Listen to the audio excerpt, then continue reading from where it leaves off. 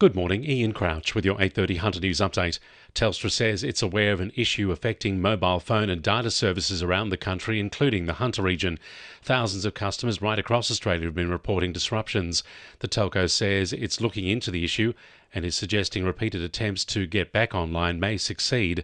Tech expert Stephen Fennick says Telstra is likely to still be working out exactly what's caused the issue. Obviously, Telstra are frantically working to work out to get everything back on board again, but that's all the information we have for the moment. But and as you said, it's affecting retailers as well. So my suggestion is if you're heading out, make sure you pack some cash as well in your wallet. Green Steel Australia says Newcastle was the obvious choice to develop its green-powered steel mill.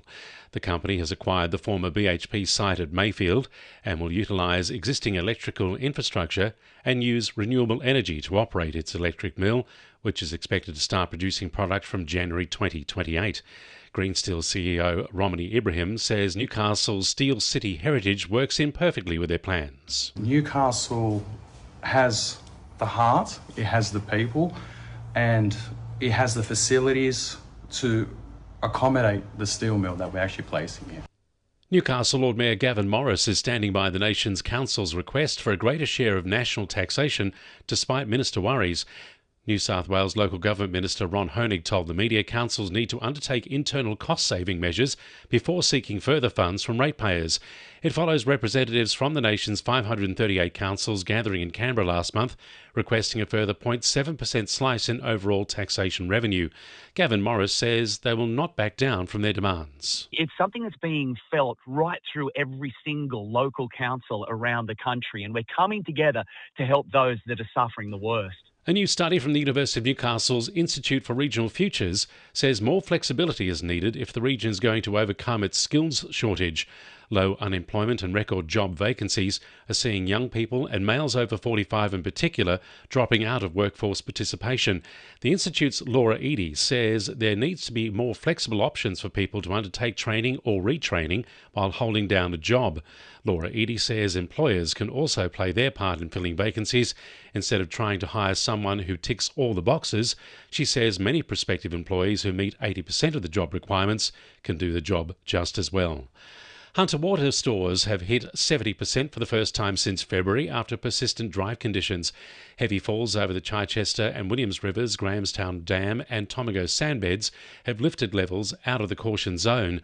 Stores hit their lowest in 5 years this May, sitting just above 60%.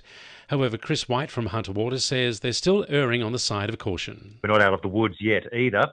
We are looking forward to spring and summer, where we're expecting it to be warmer and drier.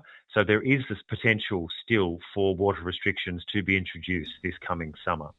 Around 33,000 households in Port Stephens will undergo changes to their waste collection schedules from July next year. As part of a state government push for a new food organics and garden organic service, residents will be asked to put all food scraps into their green bins and only use their red bins for general non-organic waste. Port Stephens Council is currently seeking feedback from residents on whether the changes should impact waste collection schedules, with green bin pickups already earmarked to become weekly. Council Strategic Waste Coordinator Wade Hammond says residents can submit their thoughts until August 4. We won't be changing the bin size in Port Stephens Council, but we're really keen to find out how people are using their bins currently and whether a weekly or a fortnightly service would work for them in future.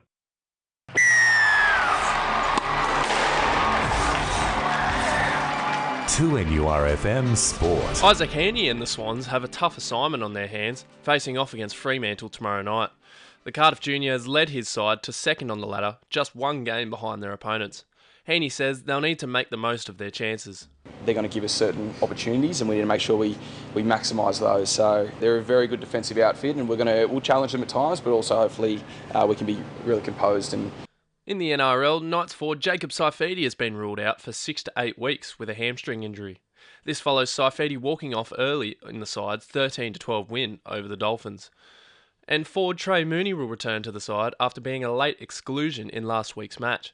Bradman Best and Kalen Ponga have been named to back up after tonight's Origin match. The Knights will play the Rabbitohs on Sunday at Accor Stadium.